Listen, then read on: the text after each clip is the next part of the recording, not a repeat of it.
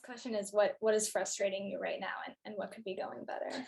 Oh, well, how much time do you have? No, I'm just, so I will preface, like just preface my comments with this, like, listen, as a Native woman, I work in and operate in a system that was not created, by us or for us, but in many ways was established to eliminate us.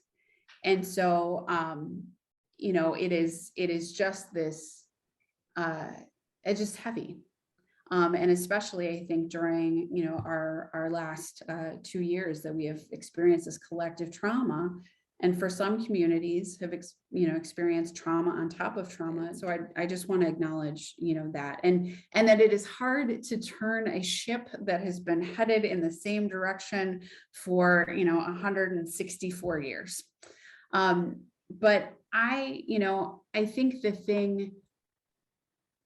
I love Minnesota.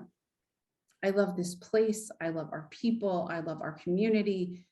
Just this past weekend was standing on the steps with hundreds of people who were there to say, we believe that, we love our trans kids in Minnesota. We want to protect them. We want to lift them up. And that is who we are. So that I love this state and I love our people.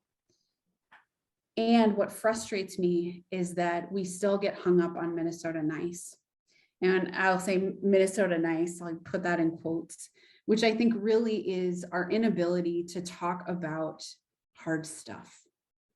And those are the things that I like to call who wants pie moments. When we start to talk about issues around, race or trauma, that suddenly we switch the topic to food, right? Or just like, don't want to talk about it. And I see we are seeing this also on a national level, things that make people uncomfortable.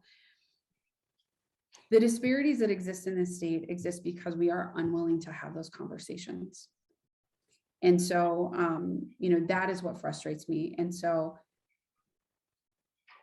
as one of two BIPOC people who are elected statewide, and the first BIPOC woman, the first Native woman elected, to statewide office, I am super duper clear that my role is to continue to talk about these things, to make sure that we are shining light on these issues that impact women of color, Indigenous women, our families, because we need to have a seat at the table.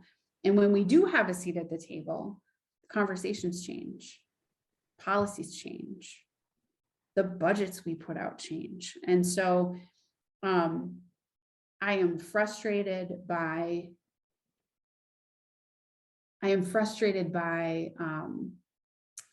the reactions that people have sometimes when people are simply telling the truth about how they experience life. Instead of leaning in to learn more, we throw up walls or get defensive. We just don't have time for that anymore. And so, as we were talking about earlier, for the world that I want to create for my daughter, I need everybody to feel that urgency. And I hope that is where, we are able to get to. And I don't want this moment to be a moment in time or a blip on the screen with more and more women being in leadership positions. I want it to be just how it is, from here on out. And so I do get frustrated, and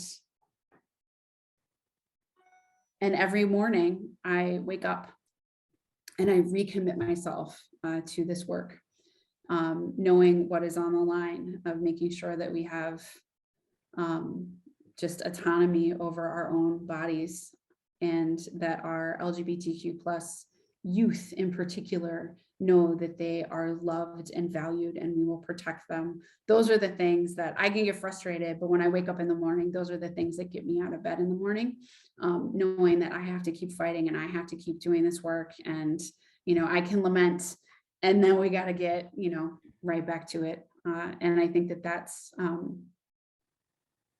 that's how women lead.